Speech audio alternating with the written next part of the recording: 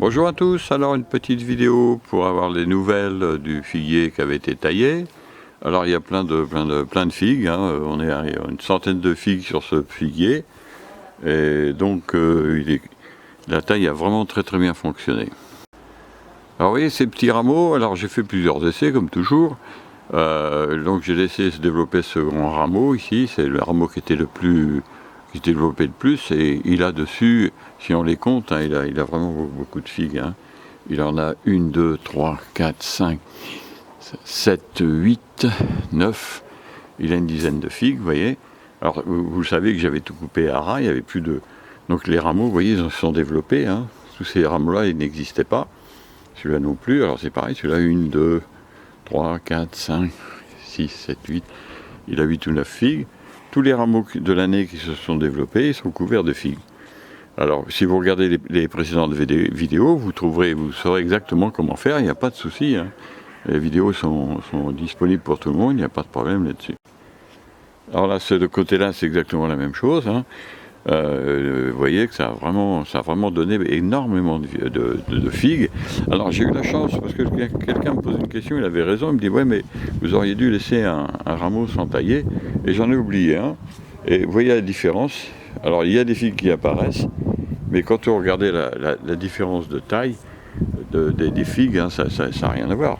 Là, elles sont embryonnaires, et compte tenu de notre climat, nous, il est fort probable que même si elles se développent, elles ne sont pas mûres.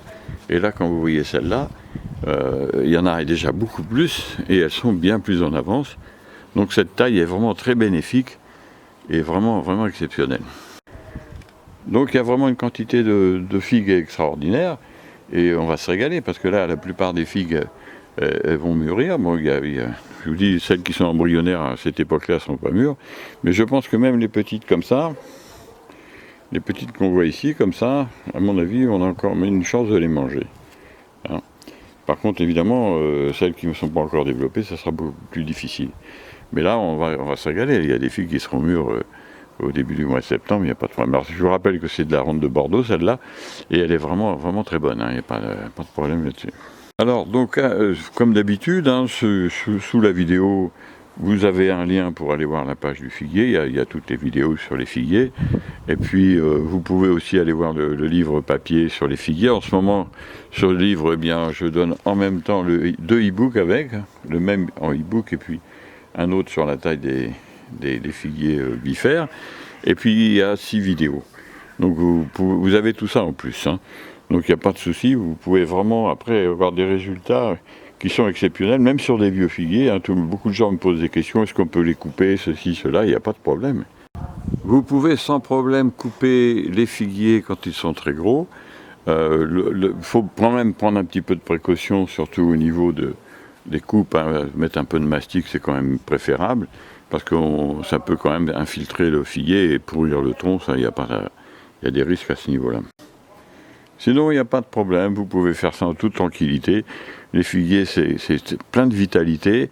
Alors pour ceux qui les mettent en pot, etc., ou qui sont dans des endroits un peu secs, il faut les arroser beaucoup. Hein. Moi, les figuiers, maintenant, je me rends compte qu'il faut vraiment un figuier, comme ici, il ne pleut pas depuis je ne sais pas combien de temps. Il faut mettre au minimum 20 à 40 litres d'eau par semaine. Hein. Il faut vraiment mettre de l'eau, hein. Sinon ça ne se passe pas bien. Hein. Ils ne peuvent pas se développer, les fruits vont jaunir, vont se dessécher, etc. Hein, je pense que c'est le problème d'ailleurs pour beaucoup de gens. Les figuiers, ça aime l'eau, ça aime beaucoup l'eau.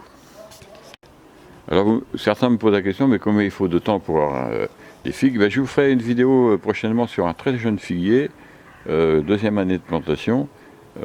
Alors j'ai mis une année en pot, puis là c'est la deuxième année qu'il est en serre, et il est couvert de figues, il y a une trentaine de figues aussi. Hein. Donc vous voyez, ça marche très bien, même pour les jeunes figuiers. C'est pas la peine d'attendre des années. Ça produit très rapidement. Voilà pour cette petite vidéo. Donc on en refera d'autres, hein, sur les vignes, etc., tous les arbres fruitiers. Eh bien écoutez, moi je vous donne rendez-vous pour les prochaines vidéos. Et je vous dis à bientôt et bon courage. Au revoir.